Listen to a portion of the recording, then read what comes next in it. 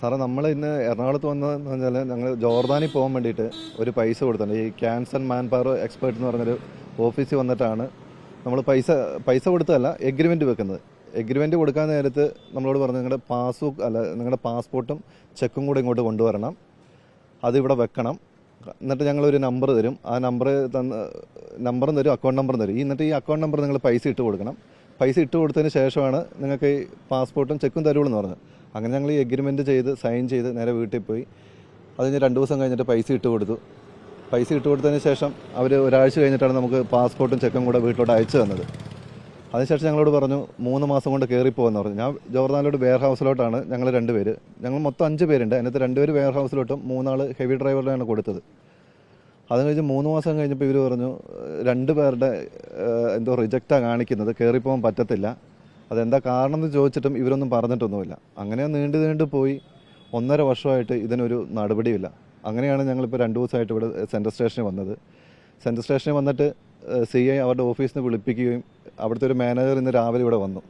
Manager ഇവിടെ വന്നിട്ട് അവരെ വിളിച്ചു. കാരണം ഇവർ വിദേശത്തുള്ളൊരു അക്കൗണ്ടാണ് നമുക്ക് തന്നത്, ആ അക്കൗണ്ടിലാണ് നമ്മൾ പൈസ ഇട്ട് കൊടുത്തത്. അവർ വിളിച്ചിട്ട് പറഞ്ഞു 4 മാസം കൊണ്ട് ഇവർക്ക് പൈസ തിരിച്ചു കൊടുക്കാമെന്ന്. അന്നേരം ഇതൊരു എഗ്രിമെൻറ്റ് വെക്കാൻ വേണ്ടിയിട്ടാണ് ഞങ്ങൾ പറഞ്ഞത്. അന്നേരം എഗ്രിമെൻറ്റ് വെക്കാൻ ഇവരൊരു വക്കീലിൻ്റെ അടുത്ത് കൂട്ടിയിട്ട് പോവുകയും ചെയ്തു. അന്നേരം വക്കീലിൻ്റെ അടുത്ത് ചെന്നപ്പം നമുക്കെന്തോ ഒരു വശപ്പശ പോലെ തോന്നിയിട്ട് ഞങ്ങൾ നേരെ തിരിച്ചിങ്ങ് പോകുന്ന CIയോട് പറഞ്ഞു, സാറേ അത് ശരിയാകത്തില്ല, ഇവരുടെ ഓഫീസായിട്ട് തന്നെ നമുക്ക് എഗ്രിമെൻറ്റ് വെക്കണം എന്ന് പറഞ്ഞു. അങ്ങനെയാണ് ലാസ്റ്റ് ഇവിടെ വന്നിട്ട് വൈകുന്നേരം അവരൊരു വക്കീലിനെ പറഞ്ഞുവിടുകയാണ് ചെയ്തത്. ഈ ഓഫീസിൽ ഒരു വക്കീലിനെ പറഞ്ഞുവിടുകയാണ് ചെയ്തത്. വക്കീൽ വന്നിട്ട് CIയോട് എന്തൊക്കെ പറഞ്ഞു. പക്ഷേ CI ലാസ്റ്റ് പറഞ്ഞു ഇത് FIR ഇടാൻ. അങ്ങനെ ഇപ്പോൾ ഇത് കേസ് കൊടുത്തിട്ടാണ് ഉള്ളത്. ആകെ മൊത്തം എത്ര രൂപ പോയി? 9,25,000 രൂപ നമ്മുടെ 5 പേരുടെ.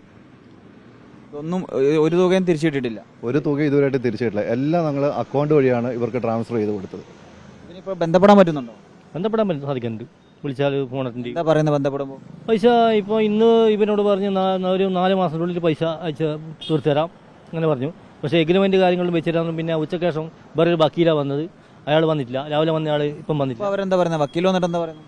വക്കീൽ പറഞ്ഞ് പിന്നെ CI സംസാരിച്ച് പിന്നെ അങ്ങനെയാണ് ഇങ്ങനെ എഗ്രിമെൻറ്റിൻ്റെ ഇവർ തന്ന എഗ്രിമെൻറ്റും കാര്യങ്ങളുണ്ട്, അതൊക്കെ അവിടെ വെച്ചോ. പൈസ തരാമെന്ന് പറയുന്നുണ്ടോ? പൈസ തരാമെന്ന് പറയുന്നില്ല, ഉറപ്പിച്ച് പറയുന്നില്ല.